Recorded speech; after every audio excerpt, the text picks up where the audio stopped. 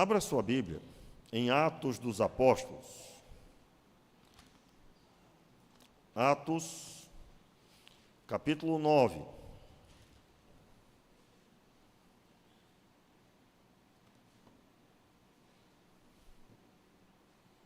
Vamos ler o versículo 15. Amém? Disse-lhe, porém, o Senhor: vai, este é para mim um vaso escolhido, para levar o meu nome perante os gentios, os reis e os filhos de Israel. E eu lhe mostrarei o quanto deve sofrer pelo meu nome. Vamos repetir aí, ouvindo a nossa voz, a própria voz, na sua tradução. Leia mais uma vez o verso 15. Disse-lhe, porém, o Senhor: vai, este é para mim um vaso escolhido, para levar o meu nome perante os gentios, os reis e os filhos de Israel. E eu lhe mostrarei quanto deve sofrer pelo meu nome. Vamos orar? Meu Pai, em nome de Jesus, tenha misericórdia de nós, nos abençoe, nos dê a graça, Senhor, de entendermos a Tua palavra nessa noite.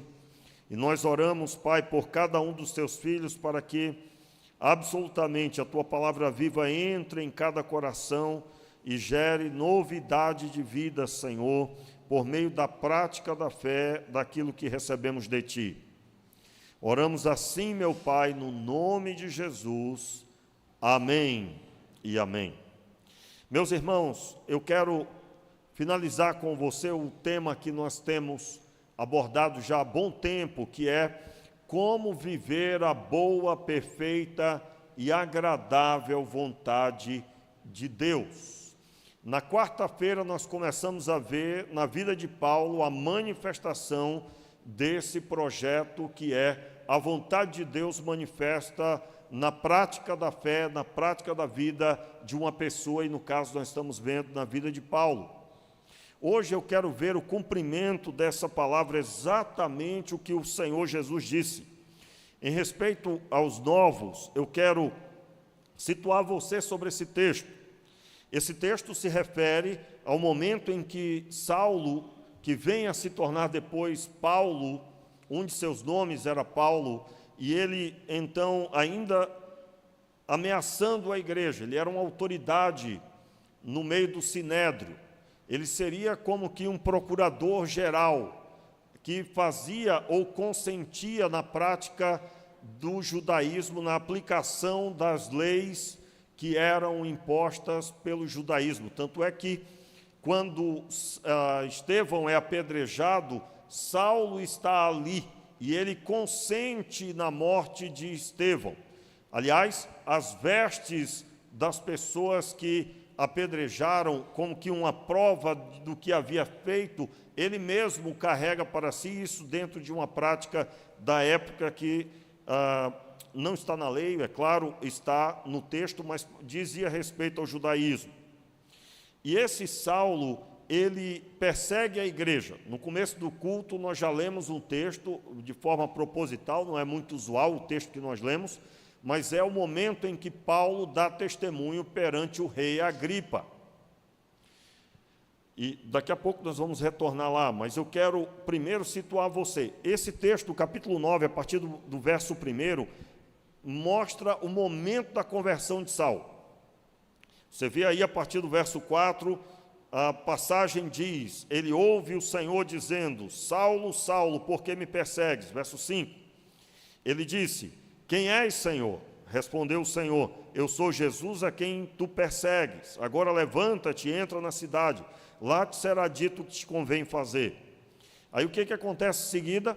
Ele fica na casa de um servo de Deus, ele é visitado por Ananias, e Deus, Jesus, falando com Ananias, ele precisa convencer Ananias a ir até a casa onde estava Saulo.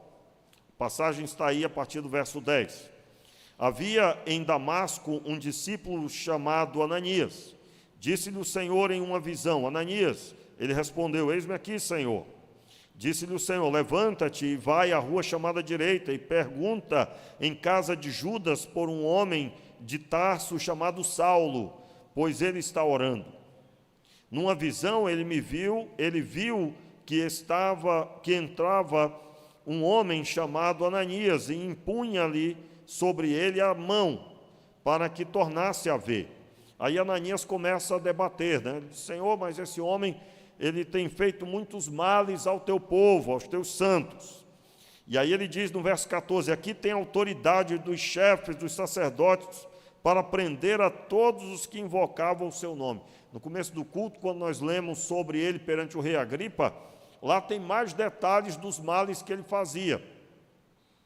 No texto lá ele diz que até torturava os santos para que blasfemassem contra, é claro, a sua fé perante Cristo. Ele prendia em várias cidades, e até ele cita, até em cidades estranhas. Como assim? Ele entrou até em lugares que aos judeus não era permitido entrar, provavelmente, por causa da fé. Eles consideravam determinados lugares impuros. Ou seja, para prender os cristãos, ele foi em lugares que eles se escondiam, para prender a qualquer custo. É esse homem que se converte. E ele, na sua conversão, ele é convertido de forma impactante, né? Ele cai do cavalo, ele é lançado ao solo, ou cai, ou se prostra, ou se joga, mas ele não permanece como está diante da manifestação. O clarão vem, no texto que ele fala, no texto quando ele cita para o rei Agripa, ele cita que um clarão ao meio-dia, que era mais claro do que o sol. E não só ele viu, mas os que estavam com ele. Depois você vai ver que só ele ouviu a voz. E então, o texto da palavra mostra a sua conversão. Na palavra que o Senhor está dizendo a Ananias, que é o verso 15 que nós lemos várias vezes, o Senhor diz a Ananias que ele era para ele um vaso escolhido para levar o seu nome perante os gentios, os reis e os filhos de Israel. Gostaria que você notasse aí, abra aí o texto, permaneça com a sua Bíblia aberta, aliás, deixa a sua Bíblia aberta. O texto da palavra lista gentios, os reis e os filhos de Israel, correto? Está claro aí?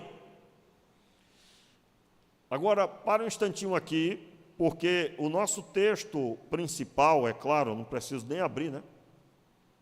É o texto de Romanos, capítulo 12. Você se lembra? Romanos, capítulo 12, o versículo 1 e 2.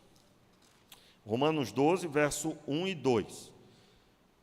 Paulo dizendo aos de Roma, aos irmãos de Roma, à igreja de Roma: portanto, rogo-vos, irmãos, pela compaixão de Deus, que apresenteis os vossos corpos como sacrifício vivo, santo e agradável a Deus, que é o vosso culto racional. E aí vem o verso 2. E não vos conformeis com este mundo, mas transformai-vos pela renovação do vosso entendimento, para que experimenteis qual seja a boa, agradável e perfeita vontade de Deus. Muito bem. Inclusive eu vou aproveitar para fazer trazer esse entendimento, porque quando eu falei do prega a palavra, eu não citei o que nós estudamos, né? Nós estudamos como pregar de forma expositiva, é um curso para pregação expositiva, o treinamento para estudar a Bíblia e pregar de forma expositiva. O que é a pregação expositiva? De forma bem simples. A pregação expositiva é a busca do pregador de extrair tudo do texto sem acrescentar ou retirar.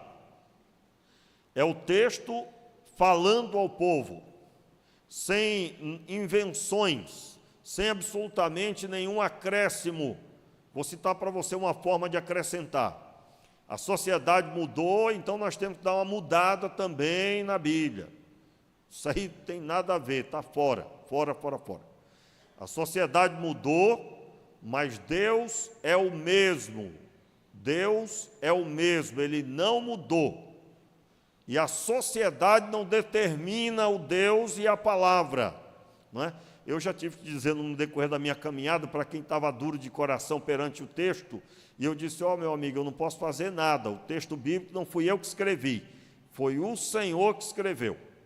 Então, nós não temos autorização para mudar e adequar a gente, a nós, ao que pensamos ou queremos. Amém, queridos? Amém? Diga um amém bem forte aí, meu irmão. Por que um amém bem forte? Um povo que muda a Bíblia é um povo perdido, que se destruirá, que se desfará no decorrer do tempo. E por causa disso, por causa de dureza, de tentar inventar coisas, as pessoas correm extremo risco. Por quê? Porque a Escritura Sagrada, ela é a autoridade do jeito que ela é. Não tente acrescentar, não tente retirar ou colocar. E o que é que nós fazemos aqui? É claro, a pregação expositiva, ela tem um formato, só para você ter uma ideia, é muito difícil colocar um tema numa pregação expositiva. Por quê? Porque a pregação expositiva, como ela é na raiz, ela vai versículo a versículo, interpretando versículo a versículo. Você vai encontrar, por exemplo, na Bíblia, na internet, um pastor que eu recomendo, 2 pastores que eu recomendo, e que vão ilustrar bem o que eu estou dizendo. Um que vai ilustrar perfeitamente a pregação expositiva, pastor Augusto Nicodemos. Ele é presbiteriano, nosso irmão em Cristo. Ele prega, a maior parte das pregações são pregações expositivas. A gente chama pregação expositiva. Mas ele começa num versículo, vai até o final do capítulo, expondo o que o autor estava buscando falar. Agora, um contraponto, entre aspas, é o pastor Hernandes Dias Lopes, que é um pregador expositivo, mas também, em parte, um pregador temático. Em alguns momentos é um pregador temático. Como assim? O que é a pregação temática? Uma pregação temática é quando eu estabeleço um tema e vou falar sobre aquele assunto. O que é uma pregação autoajuda é o que nós precisamos tomar absoluto cuidado. Porque essa é a pregação que o povo quer ouvir, não é a que o pastor Hernandes Dias Lopes prega, tá, irmãos? Terminou aqui, pastor Hernandes, agora eu estou falando sobre outro assunto. O que é a pregação autoajuda? É uma pregação que vai passar a mão na sua cabeça, que vai pegar sua cabecinha e vai botar no ombro, você vai chorar ali e vai dizer que vai dar tudo certo, vai dar tudo certo, olha, você tem um potencial enorme, você vai conseguir. E a pessoa sai feliz, sai animada que ela vai vencer. E isso, dependendo da aplicação, é o maior engano. Por quê? A pessoa está ali sofrendo, muitas vezes é por causa dos próprios atos dela, fora de Deus, fora da Escritura. E a palavra para ela é que ela tem que se arrepender. Que é isso, pastor? Eu já estou sofrendo tanto, o senhor ainda vem me falar isso? Não, rapaz, só tem jeito é se arrependendo, zerando tudo. Mas o senhor não tem nenhuma palavra boa para me dar? Eu digo, não, a palavra boa é a verdade. Você vai se acabar se você continuar aí. Saia daí agora e se arrependa. Saia das trevas e venha para a luz. Então, a mensagem que nós precisamos ouvir é a mensagem da palavra de Deus. Que nem o culto, né? Nós temos hoje igrejas que estão montando o culto para as pessoas. E o culto nunca foi para as pessoas, é para Deus. O culto não é para alguém aparecer, não é para alguém se sobressair, mas é para exaltar o nome do Senhor. Então, o culto não tem que ser do jeito que eu quero. É claro que nós não vamos fazer aqui, por exemplo, não tem que ser para o povo. Então, vamos começar a pregar em inglês aqui. Claro que não. Primeiro que eu nem sei falar inglês, mas você está entendendo o que eu estou falando. Claro que ninguém vai fazer algo avulso à lógica básica, mas o nosso coração deve vir para cá. Nós devemos nos reunir com a intenção de fazermos as 3 principais coisas da vida cristã, que é ler a Bíblia, orar e ter comunhão com os irmãos. Ler a Bíblia, orar e ter comunhão com os irmãos. Como assim ler a Bíblia? Nós, através da pregação, estamos lendo, você está abrindo a Bíblia, você está ouvindo a Bíblia cantada, você está adorando a Deus, você está orando, e nós temos comunhão com os irmãos aqui no culto. Por isso que nós temos o café na EBD, não é? Irmãos, o café começou, era só o café preto, tinha um café, era um café com açúcar e outro sem açúcar. O bichinho veio cansado, devagarzinho ali. Hoje de manhã parecia um hotel aqui, um café de um hotel, né? Irmão Enoque é culpado disso. E é ele e a família, irmãos, a família toda, se jogar na mão deles ali, se animam mesmo. E não é distante dos demais, né? Irmã Elma, irmão Lucas, irmã Terezinha. E tem aqueles que não vêm tão cedo, mas trazem alguma coisa e somam aqui. Hoje eu recebi um papelzinho com os irmãos, um trouxe o bolo, outro fez 2 bolos, a outra pessoa fez isso, trouxe a bisnaguinha que o Fernando trouxe, né? E a gente se aproxima lá da mesa, o Fernando faz por onde? Come a bisnaguinha, pastor, né? Ai de quem não comer a bisnaguinha. Mas isso é comunhão da igreja. E aí, irmãos, uma coisa linda que se vê é alguns irmãos sentados aqui conversando que não tiveram como fazer isso durante a semana. E aqueles 15 minutos que nós ficamos aqui, mantendo comunhão, isso é muito importante. E depois nós temos um excelente alimento que é o ensino da palavra. Hoje o tema foi como vencer a inveja, né? A inveja é um problema na vida do ser humano e na vida da igreja também. Porque se você não for transformado pela palavra de Deus, você pode estar carregado disso. Então, qual o meu objetivo com o que eu estou explicando aqui para você? Identifique as coisas, identifique bem o que é que você está ouvindo no decorrer da semana, no seu celular, o que é que quais são as pregações que você está recebendo, não é? O que é que você se alimenta, quais são as pessoas que você anda acompanhando, cuidado com os falsos ensinos. E então, finalmente, voltando agora para o texto, o versículo 2 de Romanos, capítulo 12, verso 2 diz: e não vos conformeis com este mundo, mas transformai-vos pela renovação do vosso entendimento, para que experimenteis qual seja a boa, agradável e perfeita vontade de Deus. Eu não vou listar, até porque não dá tempo, mas cada frase aqui nós investimos um tempo. Eu me recordo que as 3 primeiras pregações foi só em cima do verso 1, onde nós abordamos claramente que na vida do crente, a vida do crente precisa ser um culto. No verso 2, pelo menos mais 4, 5, já vai para 6 pregações no verso 2. Por quê, irmãos? Porque cada frase de Paulo, cada frase do texto, para o entendimento, nós precisamos percorrer textos da palavra de Deus para compreender. E agora, eu estou exatamente vendo o cumprimento do que Paulo encerra o verso 2, para que experimenteis, é uma condicional. Eu só vou provar qual seja a boa, perfeita e agradável vontade de Deus, se eu me recordo aqui, foi uma quarta-feira, foi sim, eu acho que quarta-feira, não essa, a anterior, nós vimos a base da vontade de Deus. Qual é a base da vontade de Deus? Obedecer a Deus sobre todas as coisas. Foi Jesus sendo abordado por um líder religioso. Jesus perguntou para ele: sabes então os mandamentos? Em outro trecho diz que foi ele perguntando para Jesus. Mas, independente disso, a ênfase dos 2 textos é: obedecer a Deus sobre todas as coisas e amar o próximo como a si mesmo.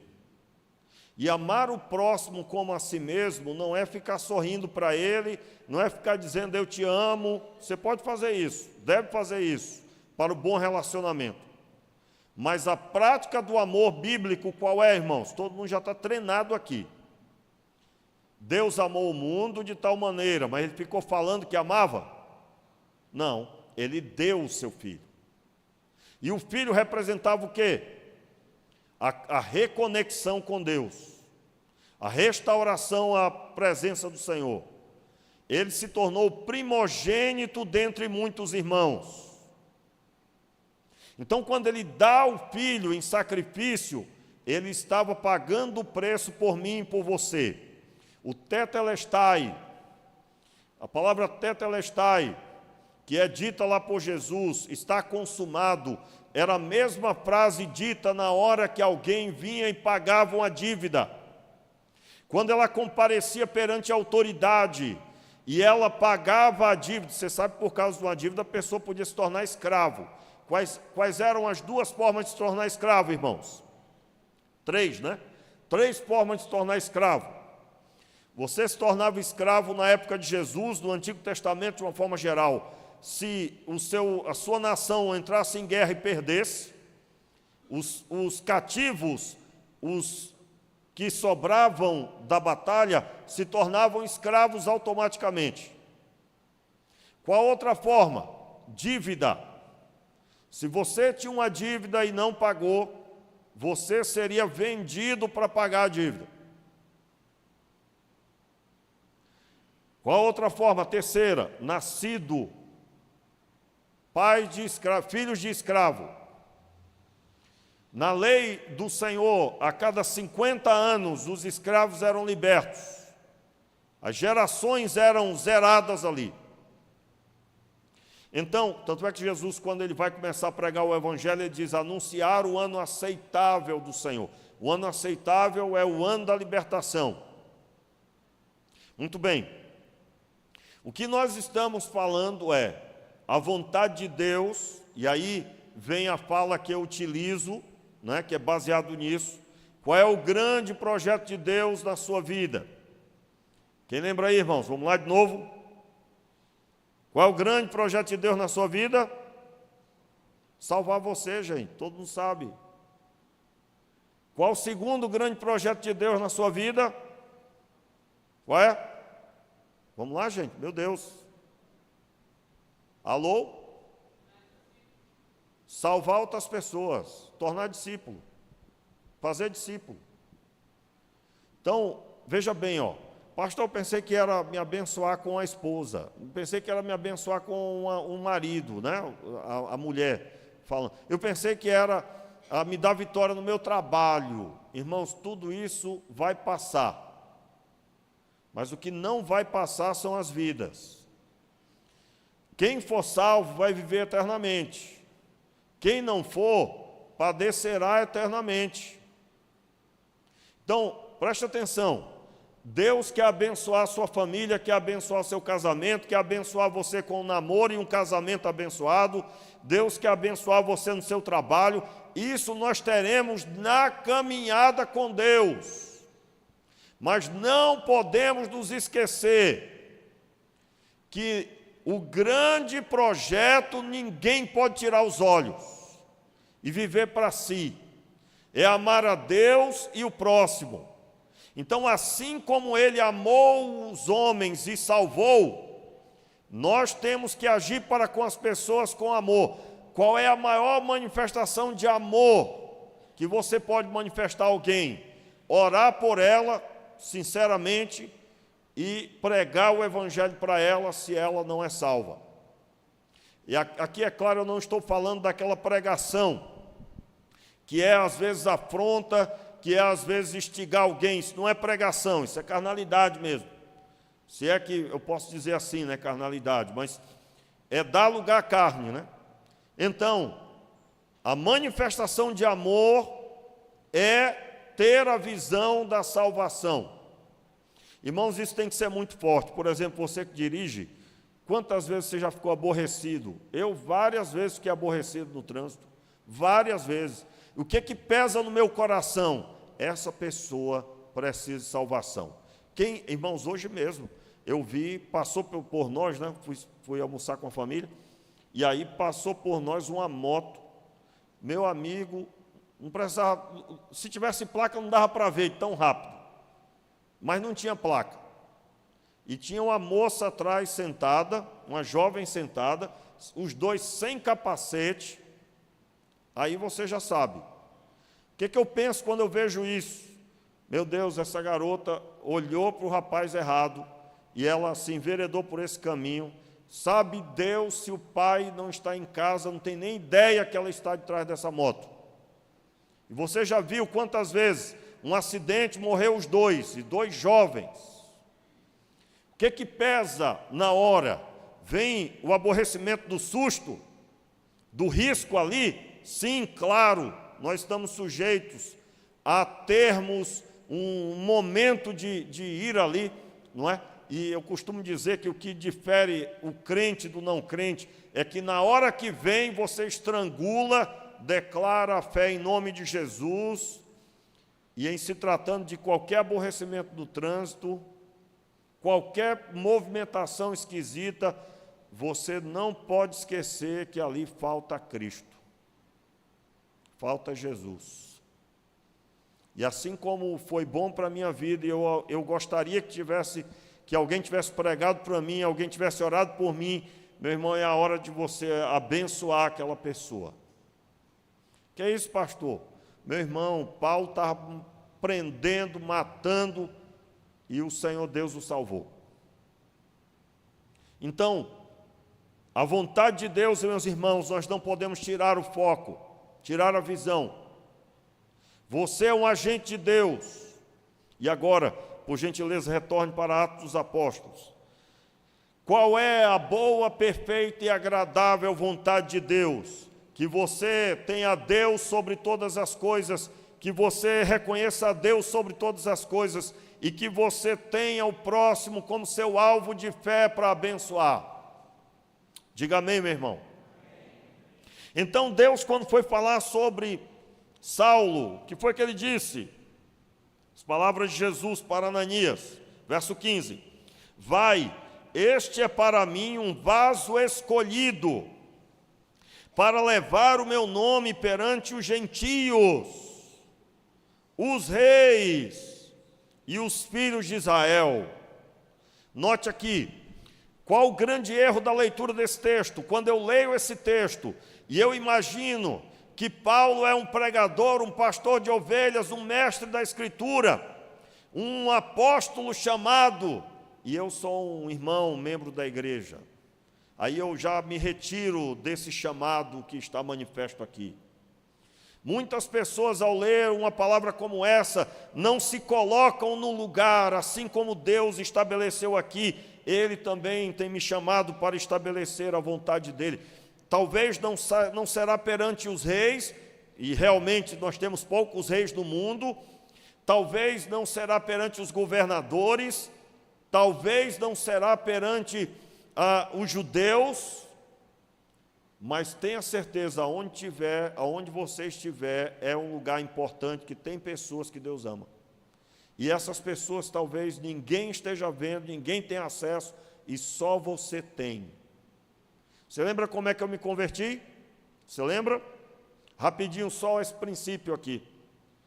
Eu só pus o pé na igreja porque se converteram dois amigos meus, que nós tínhamos uma proximidade, temos até hoje. E eles disseram para mim, Renato, confirme para mim que você vai na igreja. Eles já tinham me dito, olha, eu sou da igreja agora, eu aceitei Jesus, eu sou servo de Deus. E eu fiquei rindo daquilo, achei uma piada e tal, e eles ficaram, os dois, me apertando. Confirme que você vai lá no culto no sábado, confirme. E eu enrolando, de rapaz, vamos mudar de assunto. E eles disseram, confirme, porque nós tínhamos uma regra entre nós. Quando um dissesse para o outro algo, tinha que cumprir. E ai de quem não cumprisse. E os dois me apertando, fale, repita, não corra não, você vai. Irmãos, eu confirmei para os dois. Por causa de um relacionamento, uma proximidade, um convite que foi feito, eu vim a primeira vez e nunca mais saí. São 33 anos.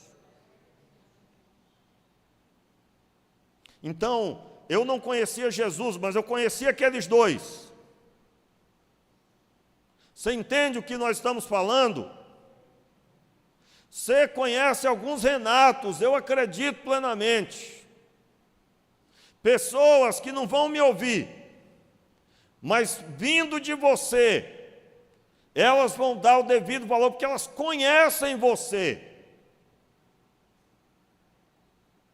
Ah, pastor, não me ouve também não. Meu irmão, se você não tem o respeito das pessoas, alguma coisa tem, conserte logo, conserte, comece a buscar a Deus e as coisas vão ser resolvidas em nome de Jesus.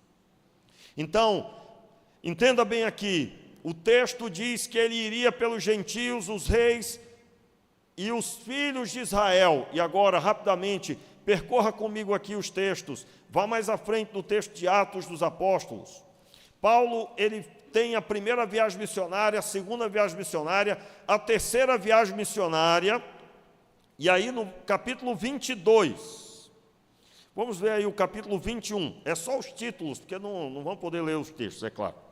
Capítulo 21, quantos estão comigo? Capítulo 21, versículo 27, qual é o título aí? Paulo é preso. Você já conhece a história, ele seria preso, foi profetizado até, né? E ele é preso em Jerusalém. Capítulo 22, discurso de Paulo em sua defesa. Ele é preso pelos romanos ali, porque estavam batendo nele, os romanos vão lá, prendem ele, levam ele para um lugar seguro.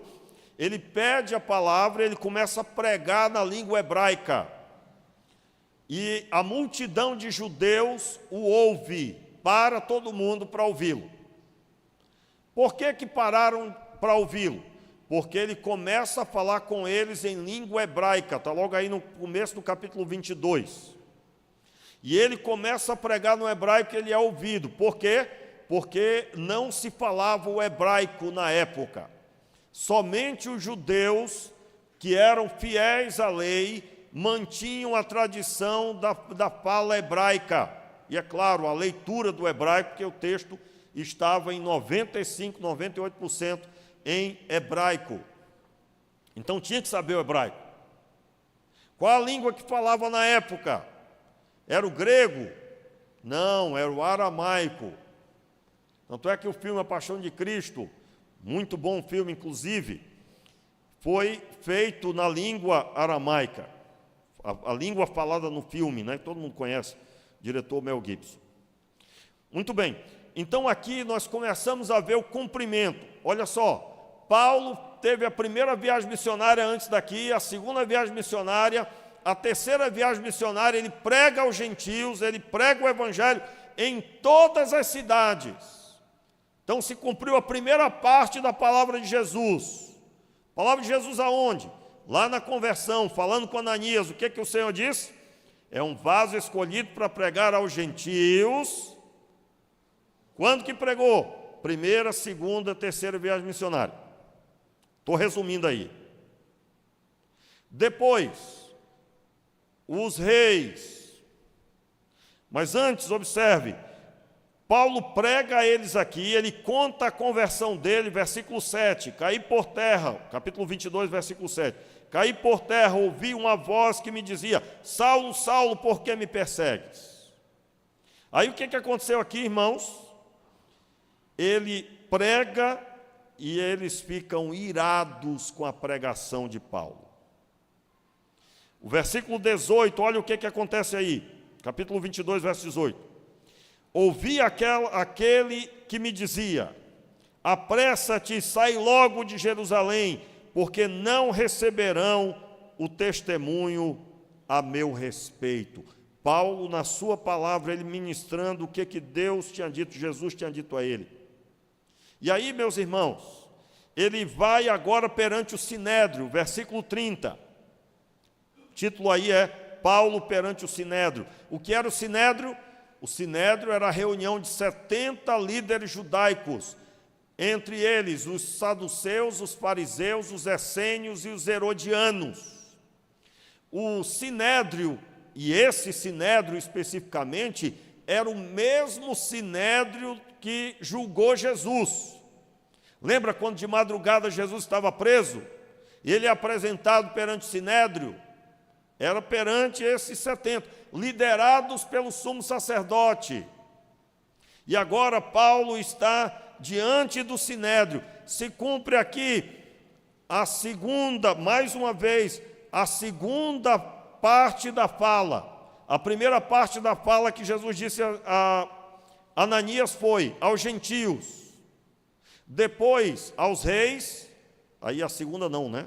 A terceira parte, que é aos judeus, ao povo de uma forma geral, e aqui aos judeus eu quero crer o judaísmo, o que eram da fé judaizante. Então ele fala aos judeus, e ainda aí no capítulo 23 continua, olha só o efeito de sua fala, versículo 9. Começou um grande clamor, e levantando-se alguns mestres da lei da parte dos fariseus, discutiam dizendo: nenhum mal achamos deste homem, e se algum espírito ou anjo lhe falou, não resistamos a Deus. Note, nós temos aqui líderes religiosos do grupo dos 70 do Sinédrio, que estavam ouvindo e estavam balançados com a palavra de Saulo aqui ainda. Verso 10, a discussão ficou tão violenta que o comandante, temendo que Paulo fosse o quê? Despedaçado, mandou que os soldados descessem e o tirassem do meio deles e o levassem à fortaleza. Lembrando que Paulo tinha sido preso no capítulo anterior e foram presos pelos romanos. Ele estava sendo espancado, eles foram lá e pegaram ele. Irmãos, esse texto aqui é riquíssimo, né? Porque o comandante, temendo que ele fosse o quê? Despedaçado. Eu só quero lembrar uma coisa, irmãos. Jerusalém era um lugar que os romanos tinham medo. Aliás, quem o imperador nomeava para governar Jerusalém, normalmente era um desafeto do imperador. Porque só no primeiro século foram mais de 40 insurreições em Jerusalém. Jerusalém era um lugar difícil de governar. E aqui, o comandante romano, que tinha Paulo sob seu poder, estava diante de um alvoroço e ele temeu, porque só havia os cabeças do judaísmo, os 70 homens mais influentes do judaísmo estavam aqui. E Paulo pregando a eles. Aqui, irmãos, eu quero, em nome de Jesus, porque isso fervilhou no meu coração enquanto eu me preparava. Deus quer salvar pessoas influentes. Paulo é essa pessoa aqui. Ele primeiro foi ao topo no judaísmo, ele era conhecidíssimo no judaísmo, e quando é salvo, chama a atenção de todos, porque quando se falava o nome Saulo, havia respeito. Meus irmãos, e hoje em dia nós precisamos lembrar disso. Deus quer salvar as pessoas de grande influência. Eu digo porque às vezes nós criamos até um ranço de alguns casos, porque a pessoa, nesse tempo, ser uma pessoa influente se tornou banal, se tornou até ridículo, dependendo. Porque você vai encontrar pessoas influentes na internet, por exemplo, que fazem coisas horríveis.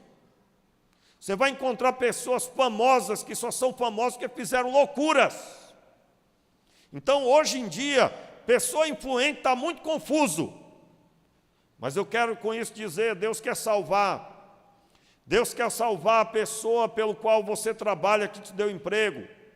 Deus quer salvar, irmãos, e são tão poucos salvos no meio dos milionários, dos bilionários. Deus quer salvar, e se você está lá perto, eu gosto de lembrar sempre de que a influência sobre Naamã foi uma serva,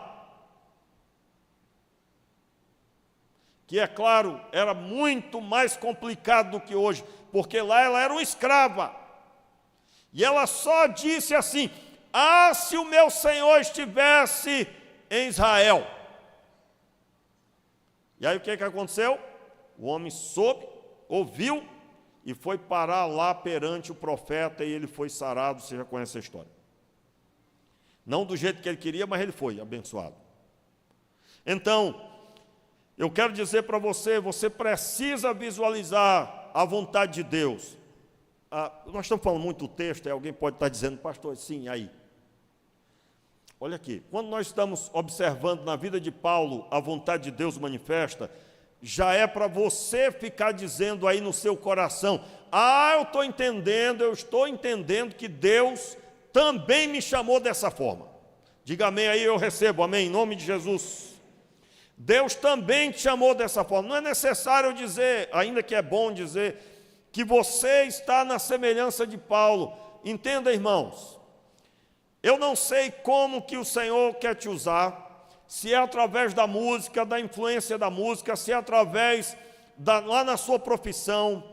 Eu tenho dito, eu não sei, eu acho que eu tenho que, eu não sei quando que eu vou fazer isso, mas eu pretendo, numa reunião de pastores, fazer um chamado aos pastores, os que eu tenho acesso, para que em cada colégio se forme uma cultura, né? Como assim? Meus irmãos, que bênção seria se os pastores fizessem um curso de história, de geografia, de matemática ou física, e eles se candidatassem para ir às escolas, se tornassem professores. Imagine isso. Imagine um professor que é tempo integral, mas que ele tem um horário à tarde que ele trabalha, sim, ele está lá com uma missão. Só vai entender isso quem está entendendo que eu estou pregando aqui. Só vai entender isso quem está entendendo que eu estou pregando. Como assim? Você lembra dessa história de que existe o secular e existe o espiritual? Por causa disso, eu não vou dizer a origem disso, não preciso nem dar tempo. Mas por causa disso é que nós preenchemos as igrejas e largamos os colégios e os concursos e todos os lugares lá fora, e eles foram tomados por todo tipo de mente maligna. Eu estou falando, não todos, eu estou falando de mentes malignas, não é que todo mundo que está lá é mente maligna. Amém, queridos? Não é isso que eu disse. Por exemplo, eu citei hoje aqui a mudança das leis. Por que fora mudada a lei? Por exemplo, a mulher, ela pode escolher ter o nome do marido ou não, porque alguém lá na autoridade, que estava com poder na mão, tinha a visão contra Deus, contra as coisas do Senhor. Então o que é que faltou? Uma influência, uma autoridade salva, convertida, que declarasse não. Por exemplo, na nossa Constituição, o final da Constituição brasileira é declarado que todas estas leis, elas sejam recebidas e protegidas pelas mãos do Senhor, em outras palavras. Agora, só foi colocado isso porque tinha, em sua maioria, pessoas cristãs à frente, não eram nem evangélicos. Deveria ter, mas a maioria não era evangélico, mas eram cristãos, se declaravam cristãos. E aí, quando eu falei aqui dos pastores, eu estou falando sobre lugares que nós temos que ocupar, lugares que um pastor ali quieto, calado, dando a aula de matemática ou de geografia, ou seja, qual for a área de ensino, mas que isso vai ter um efeito no decorrer do tempo. Pelo simples fato da presença de um homem de Deus ou uma mulher de Deus, como temos em maioria mulheres salvas nas escolas, pregando através de viver de forma cristã. Quantos estão entendendo o que eu estou dizendo? Irmãos, Paulo, ele pregou. Agora, qual é o empecilho? Meu irmão, uma mentalidade dessa na vida da igreja, a igreja vai dizer, mas o pastor tem que ser tempo integral aqui. Mas o pastor ele não pode estar trabalhando lá fora. Como assim ele vai trabalhar lá fora? Meu irmão, não é trabalho não, meu irmão, é missão. Eu não estou... Os irmãos estão entendendo o que eu estou dizendo? Pelo amor de Deus, não vou criar um monte de problema aqui, né? Eu estou falando que nós fomos chamados para influenciar com o Evangelho.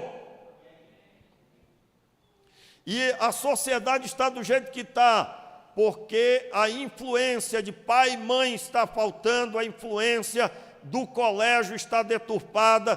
Colégio, meu irmão, não é para um monte de coisa que tem sido idealizado no decorrer do tempo. Colégio é para estudar matemática, física, química e todas as matérias. Pastor Mansur acabou de falar que os pastores têm que estar lá, vão pregar o Evangelho. Não, irmão. Se só ensinar a matéria e viver a fé, já vai ser uma influência fora de série. Porque eu tenho ouvido, né, a própria pastora mesmo, ela falando sobre os professores. Tem uma professora lá, que ela é serva de Deus, e ela está lá, não se declarou cristã, tem que olhar a rede social dela para ver que ela recentemente casou, mas ela citando a diferença da conduta dela. Só em estar e ser cristã já é diferente dos demais professores. E essa visão nós precisamos entender. Por que eu estou citando esse assunto? Porque o chamado de Paulo é o que nós estamos vendo, mas qual o seu chamado? Qual tem sido o chamado que tem reverberado no seu coração? Talvez o Senhor falou com você sobre cuidar das crianças. Você não era para estar nem aqui, você era para estar do lado ali na salinha, no culto das crianças. E você não abre mão de fazer o que você quer. O que é que você quer? Permanecer aqui no culto, só recebendo. Não tem nada de errado com isso, mas se o Senhor te chamou para lidar com elas pelo menos uma vez por mês, era para você estar ali. Eu fui bem legal agora com uma vez por mês, né? Então, qual tem sido o chamado de Deus para você? E eu encerro, meus irmãos, lendo aqui com você o cumprimento dessa passagem. Rapidinho aí, capítulo 24. O capítulo 24, aliás, voltando aí, meus irmãos, capítulo 23, eu li até o verso 10, agora o verso 11. Capítulo 23, verso 11.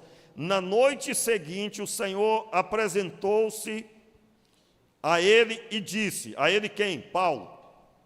E disse, Paulo, vamos ler juntos? Paulo, tem bom ânimo. Vamos ler aqui na tela.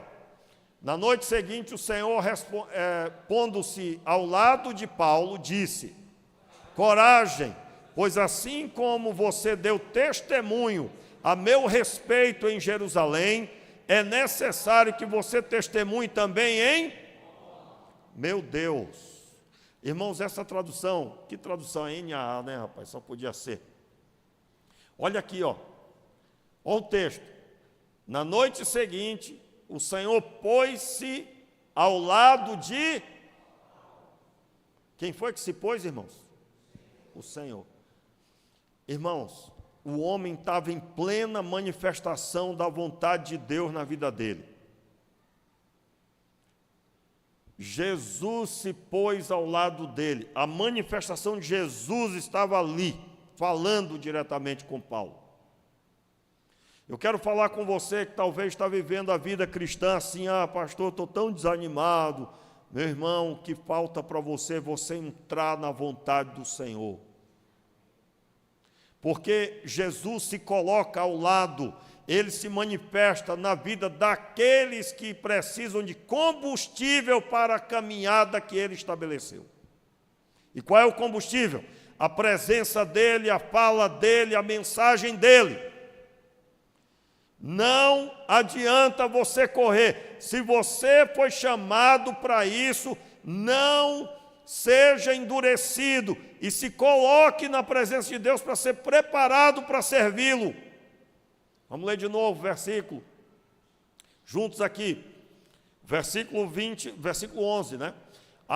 Na noite seguinte, o Senhor pôs-se ao lado de Paulo e disse, coragem, Pois assim como você testemunhou, desculpa, irmãos, aí baguncei. Como você deu testemunho a meu respeito em Jerusalém, é necessário que você testemunhe também em Roma. Meu irmão, se você olhar o mapa agora, e você vê a localização onde ele estava, Jerusalém, e você visualizar a distância que era Roma, você ia ficar com a sua cabeça rodando, porque Jesus acabou de dizer para ele o alvo: você vai para Roma.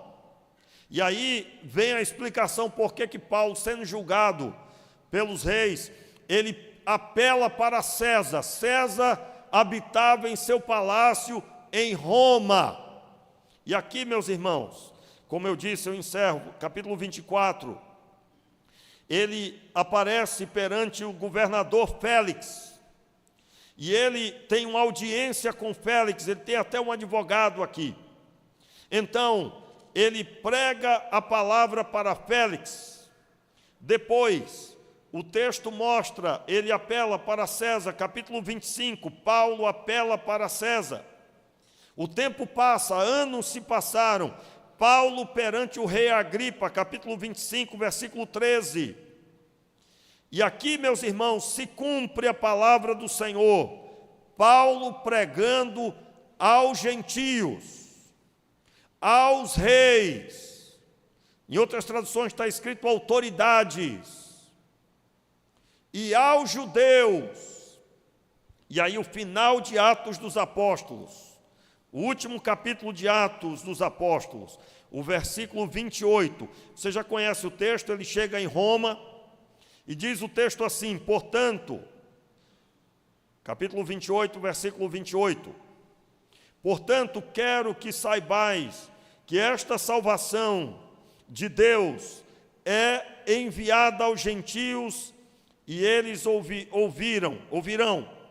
Havendo ele dito isso, partiram os judeus, tendo entre si grande discussão. Paulo ficou 2 anos inteiros na casa alugada e recebia todos os que o visitavam. E pregava, repita comigo, e pregava o reino de Deus e ensinava com toda a liberdade as coisas pertencentes ao Senhor Jesus Cristo, sem impedimento algum. Meus irmãos, o mesmo escritor, Lucas aqui registra. Presta atenção, porque isso aqui é muito forte. Lucas escreveu, inspirado pelo Espírito Santo, ele escreveu Atos. É em Atos que encontramos: este é para mim um vaso escolhido para pregar aos gentios, os reis e ao povo judeu. E no mesmo texto, ele registra exatamente isso acontecendo. Eu quero declarar sobre a sua vida, meu irmão, em nome de Jesus, fique de pé aí do seu lugar. Eu quero declarar sobre a sua vida. Na história da sua vida vai se cumprir a vontade de Deus.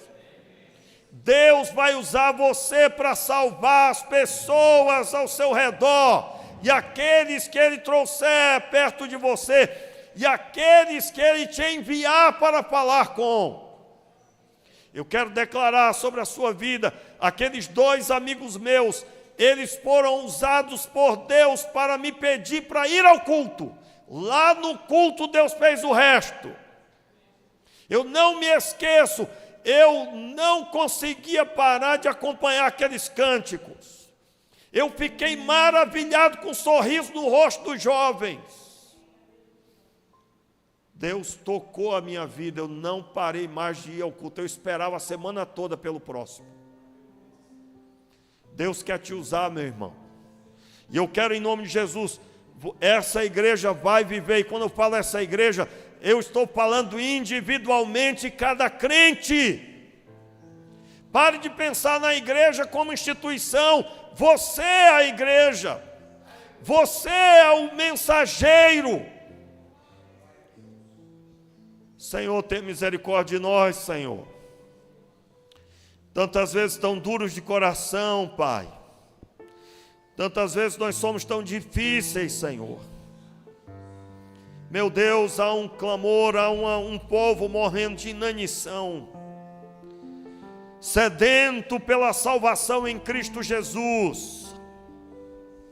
Meu Deus, tenha misericórdia de nós, Senhor, porque nós temos a vacina para o câncer chamado pecado.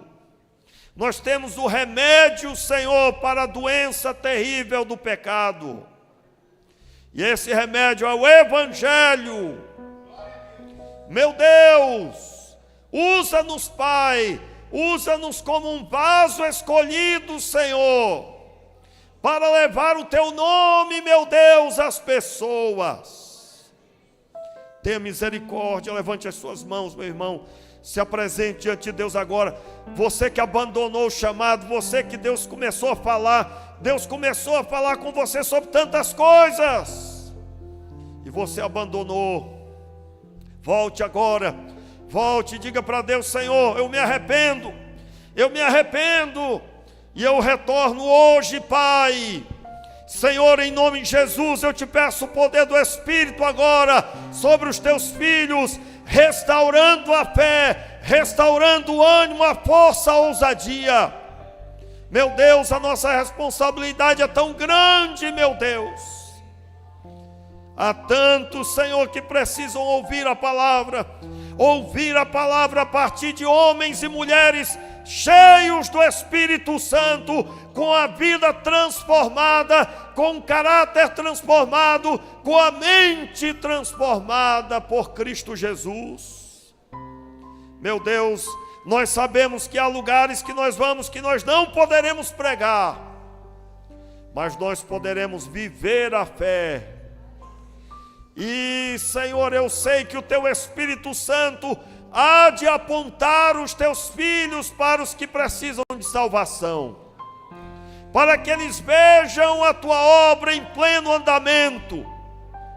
Alegria sem motivo aparente, convicção de vida plena, sem alegrias humanas, sem notícias humanas recebidas, mas pleno em ter o Senhor como Salvador. Meu Pai, nós oramos pedindo, Senhor, que o Senhor nos levante como pregadores da Tua palavra nesse tempo. Pregadores que não falarão às vezes, mas viverão a pregação. O Senhor Jesus reina. Ele reina, Ele está sentado à destra do Pai, e o Senhor Deus ouve as nossas orações em Seu nome. Meu Deus, enche do Teu Espírito esses Teus filhos que estão de mãos levantadas. Enche do Teu Espírito, Senhor, fale ao coração, que essa semana seja uma semana abençoada, meu Pai, de comunhão, de experiência contigo, de poder do Espírito liberado, de vida no altar, de comunhão profunda com o Senhor. Senhor, fale ao nosso coração, como o Senhor falou a Paulo. Pai, que cada um tenha experiência de saber que o Senhor está tão perto, que cada um receba essa experiência, que cada um tenha a experiência impactante de ouvir a Tua voz mediante a obediência.